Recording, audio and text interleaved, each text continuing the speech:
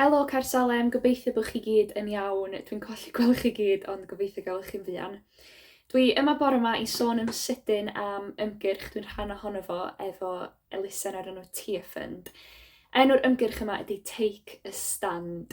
Mae'n ymgyrch dwi'n rhan ohono fo efo tua 30 o bobl ifanc eraill o gwmpas Prydain i gyd, a mae'n ymateb yn benodol i drafodaethau COP26 sydd yn digwydd yn Glasgow mis Tachwedd yma.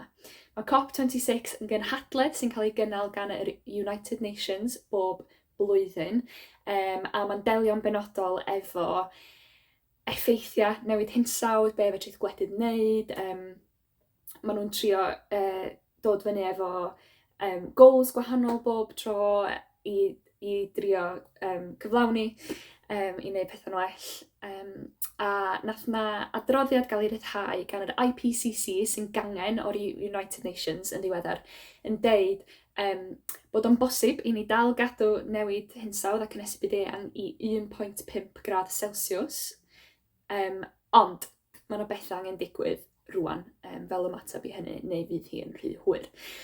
Felly, be ydy'r ymgyrch yma ydy, da ni yn mynd i fod yn gofyn i chi arwyddo llythyr agored, open letter, da ni wedi sgwennu i bob un arweinydd byd sy'n mynd i fod yn COP26 sydd yn big deal. Mae hyn pretty much pawb.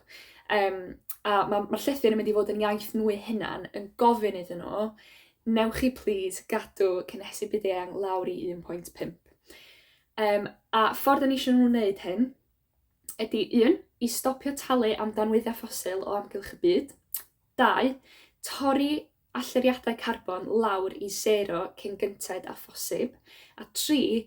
Darparu arian a chefnogaeth i'r rhai sy'n byw mewn tlodi wrth iddyn nhw ddelio ac addasu i sgil effeithiau newid hinsawdd da ni'n anffodus yn rhy hwyr i newid.